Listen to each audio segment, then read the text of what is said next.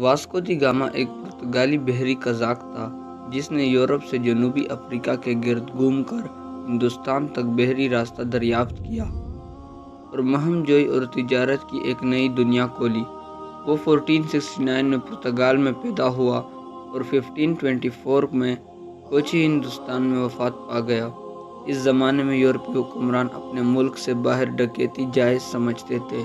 Vasco دی Gama کے ہندوستان تک بحری راستے کی اس دریافت کے بعد تقریباً 100 سالوں تک پرتگالیوں کو مشرق کے ساتھ مسالوں کی تجارت پر برتری حاصل رہی۔ اس کے بعد یورپ کے دیگر اقوام نے بھی اس تجارت میں پرتگالیوں کی اجارہ داری کو للکارنا شروع کر دیا۔ واسکو دی گاما کے ہندوستان تک پہلے سفر کا راستہ جو کہ آپ اسکرین پر دیکھ سکتے ہیں۔ واسکو دی گاما 20 مئی 1498 کو کالی کٹ ہندوستان پہنچا تھا۔ اس سے 4 سال قبل کولمبس امریکہ دریافت کر چکا تھا، جبکہ بابر نے 1526 میں دلی کا تخت سنبھالا۔ موجودہ کینیا کے نزدیک اس نے کئی عرب تجارتی جہازوں کو لوٹا۔ عرب ملاح اور جہازارہ احمد بن ماجد کے تعاون سے اسے ہندوستان جانے کا راستہ ملا۔ اس کے بعد وہ شمال میں مالندی پہنچا، جہاں اسے پہلی بار ہندوستانی تاجر نظر آئے۔ وہاں سے اس نے کسی ہندوستانی ملاح کو آمادہ کیا کہ اسے ہندوستان تک لے جائے۔ کالی کٹ کے حکمران ساموتری نے واسکو دی گاما کی آؤ بھگت کی، لیکن درباری یہ دیکھ کر بڑا حیران ہوئے کہ اس نے راجا کو تحفے میں کوئی خاص چیز نہیں دی اور نہ سونا چاندی دیا۔ راجا سے اس کی مذاکرات ناکام رہی۔ واسکو دی گاما نے اجازت مانگی کہ جو سامان وہ بیچ نہیں سکا اس کی رکھوالی کے لیے وہ یہاں اپنا کوئی آدمی چھوڑ جائے، لیکن راجا نے نہ مانا، بلکہ راجا نے مطالبہ کیا کہ دوسرے تاجروں کی طرح وہ بھی کسٹم ڈیوٹی ادا کرے، جو عام طور پر سونے کی شکل میں ہوتی ہے۔ جاتے وقت واسکو دی گاما اپنے ساتھ چند ہندوستانی سپاہی اور 16 ماہی گیروں کو اغوا کر زبردستی لے گیا۔ جو سامان وہ ہندوستان سے لے کر یورپ گیا، اس پر منافع اس سفر کے اخراجات سے 60 گنا زیادہ تھا۔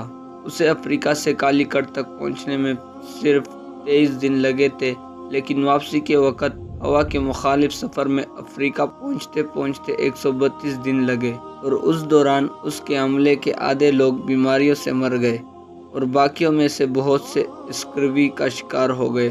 عملے کی شدید کمی کی وجہ سے واپسی کے وقت واسکو دی گاما کو اپنے 3 جہازوں میں سے ایک جہاز افریقہ میں چھوڑنا پڑا تاکہ عملہ باقی دونوں جہازوں کو سنبھال سکے۔ اپنے دوسرے سفر میں واسکو دی گاما نے مسلمان زائرین کے ایک جہاز کو جو کالی کٹ سے مکہ جا رہا تھا اور جس میں 400 حجاج سوار تھے، جن میں 50 خواتین بھی تھی، لوٹ لیا اور انتہائی سفاکی سے مسافروں کو قید کر کے جہاز کو آگ لگا دی۔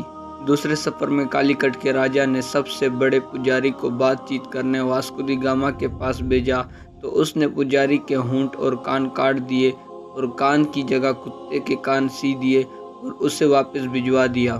1850 میں بنی ایک تصویر واسکو دی گاما کی کالی کٹ کے راجا سے ملاقات، جو آپ اسکرین پر دیکھ سکتے ہیں۔ 1502 میں اپنے دوسرے سفر میں واسکو دی گاما نے کالی کٹ کے نزدیک 20 ہندوستانی تجارتی جہازوں کو لوٹ لیا اور ان کے عملے کو ذبح کر دیا۔